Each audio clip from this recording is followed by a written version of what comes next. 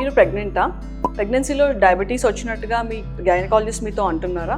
అసలు gestation diabetes అంటే ఏంటి? ప్రెగ్నెన్సీలో నార్మల్గా బేబీ గ్రోత్ సపోర్ట్ చేయడానికి తనలో వచ్చే హార్మోన్ మార్పుల వల్ల బ్లడ్ షుగర్ అంటే ఆ ప్రెగ్నెంట్ పర్సన్లో షుగర్స్ అనేవి ఎక్కువ లెవెల్లో మెయింటైన్ అవుతూ ఉంటాయి.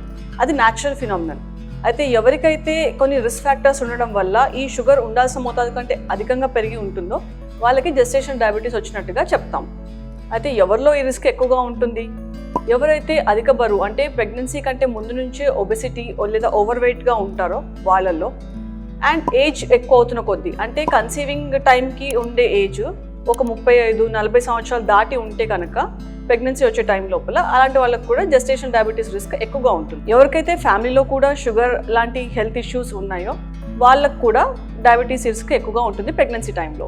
అంతకుముందు ప్రెగ్నెన్సీలో ఒకవేళ ఆల్రెడీ వాళ్ళకి జెస్టేషన్ డయాబెటీస్ వచ్చి ఉంటే ఆ నెక్స్ట్ ప్రెగ్నెన్సీస్లో కూడా అదే రిస్క్ ఎక్కువగా పెరుగుతూనే ఉంటుంది.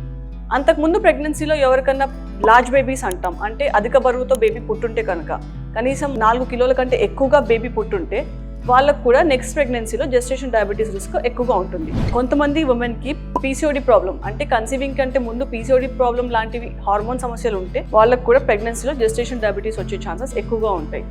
ఇవన్నీ కాకుండా కూడా స్వతహాగా మనం అందరం కూడా ఇండియన్స్ అయినందుకు కూడా జెనెటిక్గా కూడా మనకందరికీ కూడా జెస్టేషన్ డయాబెటీస్ రిస్క్ అనేది ఎక్కువగానే ఉంటుంది.